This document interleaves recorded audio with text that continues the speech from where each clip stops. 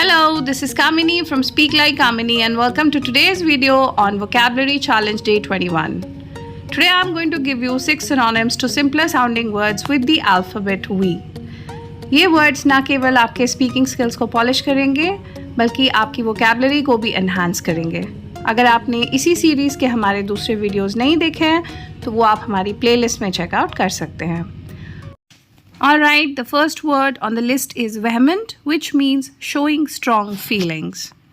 किसी भी चीज़ पर अपनी strong feeling को जाहिर करना या अपनी strong भावनाओं को जाहिर करना वो होता है vehement. Let's take an example. She became vehement while denying the accusations. उन पे कोई इल्ज़ाम लगाया गया था जिसको वो डिनाई कर रही थी और वो उसको बहुत ही vehemently यानी कि बहुत ही strongly कर रही थी. तो इस चीज़ में हम बोल रहे हैं vehement. The next word on the list is vague, which means unclear. जब हमें clarity नहीं होती है, we are in doubt, उसको हम बोलते हैं vague. और we are not sure, उसको भी हम बोलते हैं vague. Let's take an example.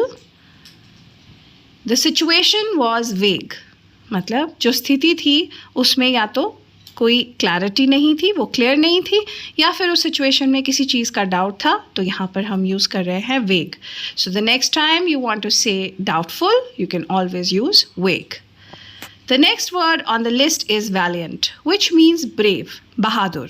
सो जब आप एक ब्रेव बोलने की कोशिश कर रहे हैं तो वहाँ पर आप वैलियंट भी लगा सकते हैं. Let's take an example.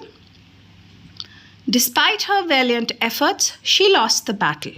मतलब उन्होंने बहुत ही ब्रेव एफर्ट किया, बहुत ही ब्रेव कोशिश करी, बहादुरी दिखाई, लेकिन फिर भी वो अपनी बैटल में हार गई.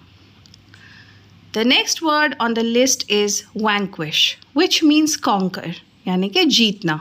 किसी भी चीज़ को जीतने के लिए हम conquer बोलते हैं और उसकी जगह पर हम वहाँ पर vanquish भी बोल सकते हैं. Let's take an example. He tried to vanquish his fears. मतलब उन्होंने अपने डर को जीतने की कोशिश की. The next word on the list is vapid, which means dull. कोई भी चीज़ जो हमें डल लगती है उसको हम vapid भी बोल सकते हैं. Let's take an example. The vapid story could not hold the child's interest.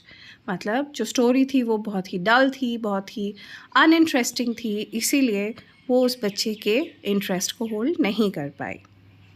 And the last word on the list is want, which means to boast, और बढ़ा चढ़ा के किसी चीज़ की तारीफ़ करना, उसको हम बोलते हैं want. Let's take an example. The local people like to want the stories of their past. जो लोकल लोग हैं किसी एक जगह के, वो वहाँ की हिस्ट्री के बारे में, वहाँ की ग्लोरियस हिस्ट्री के बारे में बहुत ज़्यादा बढ़ा चढ़ा कर बात करना पसंद करते हैं. That we have come to the end of this video. I hope you enjoyed listening and learning these new words, and will try practicing them in your communication next time. If you want to learn more things about English, you can always follow us on Facebook, Twitter and Instagram, the links to which have been shared in the description box. Alright then, till next time, it's bye-bye from Speak Like Kamini.